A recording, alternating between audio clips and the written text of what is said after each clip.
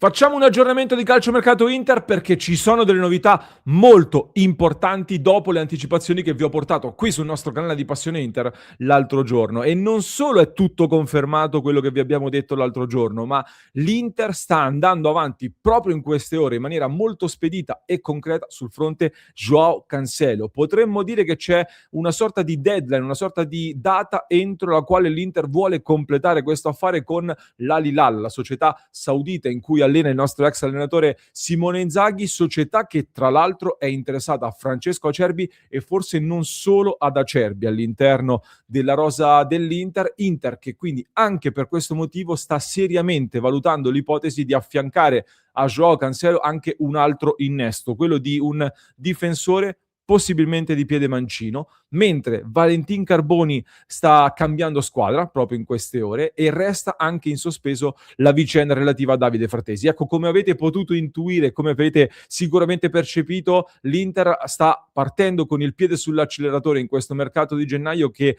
si preannuncia bello ricco, bello denso, soprattutto in questa fase iniziale. Ci sono tante cose sul tavolo, allora mettetevi comodi perché ne parliamo in questo nuovo contenuto di oggi qui su Passione Inter. Ben ritrovati, amiche e amici interisti, vi invito a lasciare un mi piace. Se non l'avete ancora fatto, clic sul tasto iscriviti perché il primo obiettivo di questo 2026 è anche quello di raggiungere i 100.000 iscritti qui sul canale, quindi mi raccomando iscrivetevi subito, vi aspetto poi nel club con il QR code che trovate qui in alto, lo scannerizzate ed entrate in una community sana, interista, vera, dove in queste ore ci stiamo scatenando nelle discussioni tra tifosi parlando soprattutto appunto di Joao Cancelo, di cui 2 giorni fa abbiamo parlato con un ospite, è stato qui sul canale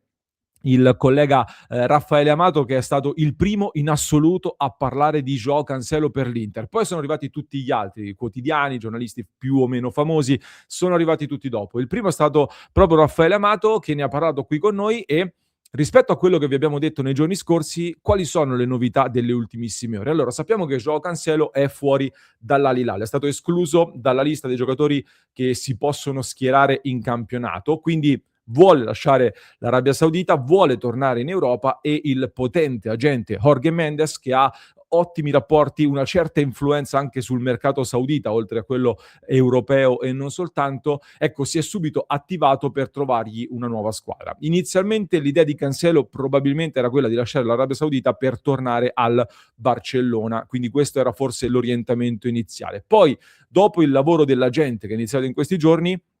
si sono aperti dei contatti con vari club e si è accesa sempre di più la pista Inter. Un Inter che rispetto al Barcellona e rispetto anche alla Juventus, che ha avuto dei contatti, ha le mani diciamo meno legate dal punto di vista dei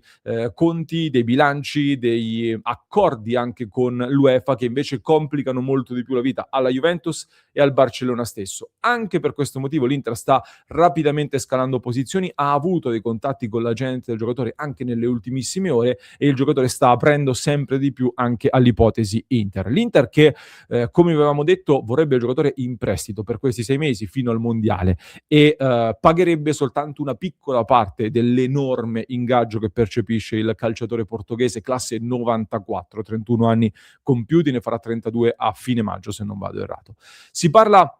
da quello che abbiamo saputo noi, di circa 5 milioni di euro complessivi che l'Inter sarebbe disposta a mettere sul piatto per questo tipo di operazione per 6 mesi, quindi vorrebbe dire comunque un investimento non piccolissimo, ecco, per soli 6 mesi, da qui fino appunto al termine della stagione. Tutti gli altri soldi, oltre 10 milioni, li dovrebbe mettere l'Al Hilal, con cui l'Inter può vantare anche una sorta di credito, visto che in estate, se ne è parlato tanto, l'Inter ha liberato Simone Inzaghi che era sotto contratto con l'Inter e non ha chiesto nemmeno un piccolo indennizzo per liberare il proprio allenatore. Quindi l'Inter ha questo sorta di credito con l'Al Hilal, ha una preferenza, ecco, anche del giocatore che vuole tornare in Europa, ha un canale apertissimo con l'agente Jorge Mendes, con cui, io ve lo ricordo, l'anno scorso l'Inter stava completando anche l'affare Asensio, sempre con lo stesso agente, che ci avrebbe fatto anche abbastanza comodo, probabilmente, la scorsa stagione. Quindi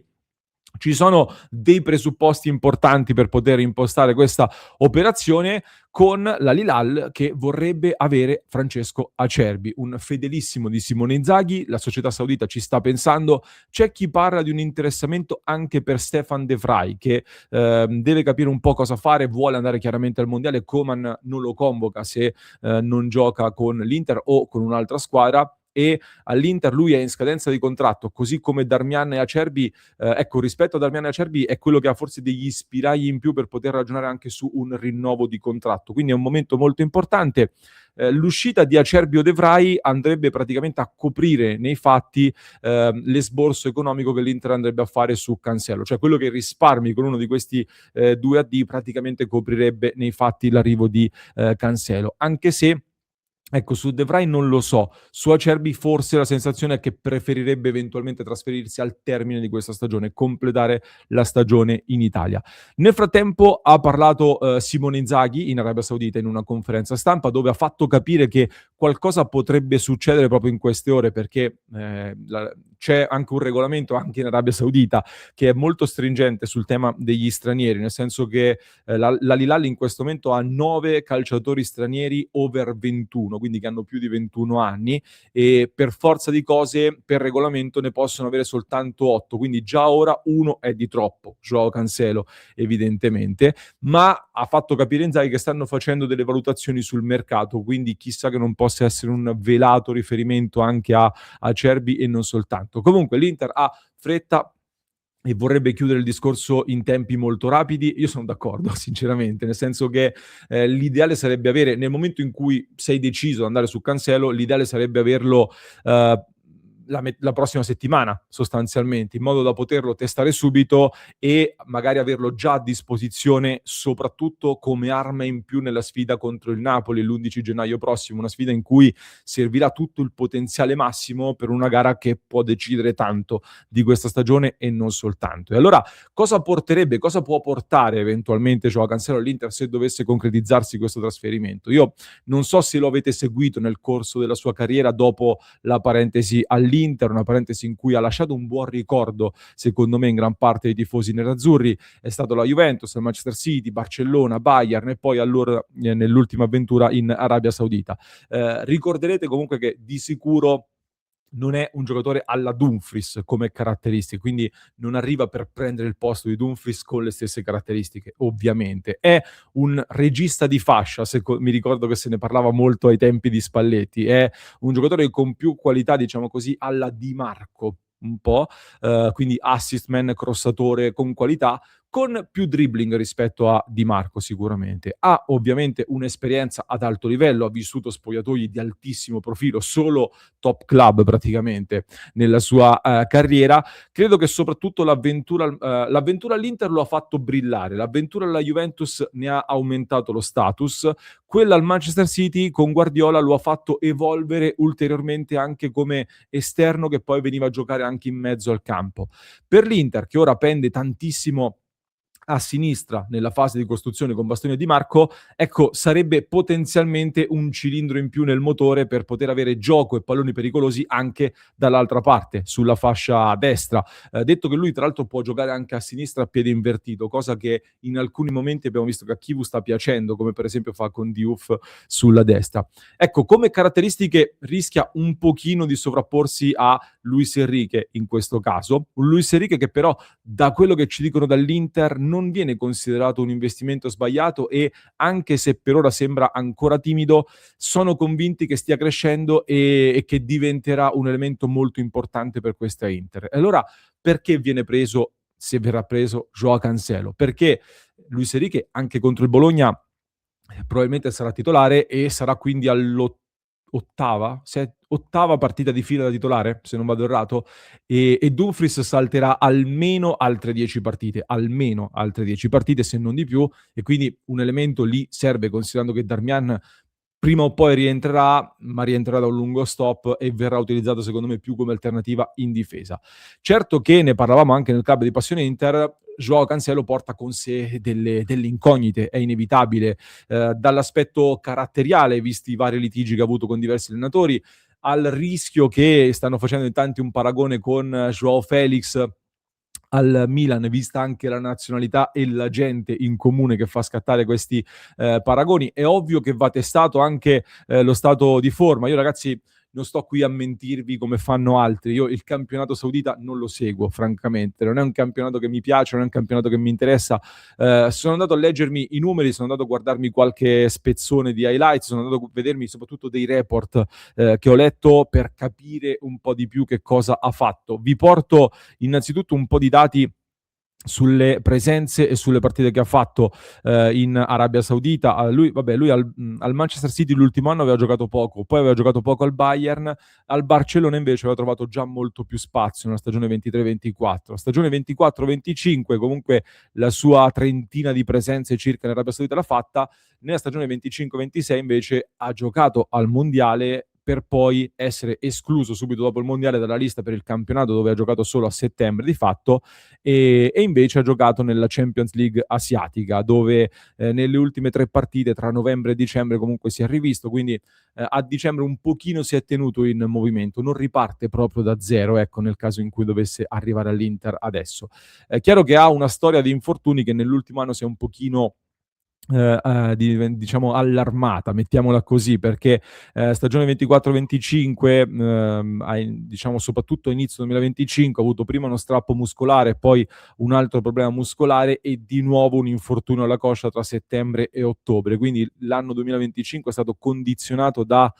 problemi fisici piuttosto evidenti che lo hanno ovviamente limitato. Soprattutto c'è il tema anche del ritorno dall'Arabia Saudita. Come tornano i calciatori dall'Arabia Saudita? Sono mentalmente settati. Ecco, probabilmente molto spesso i giocatori in Arabia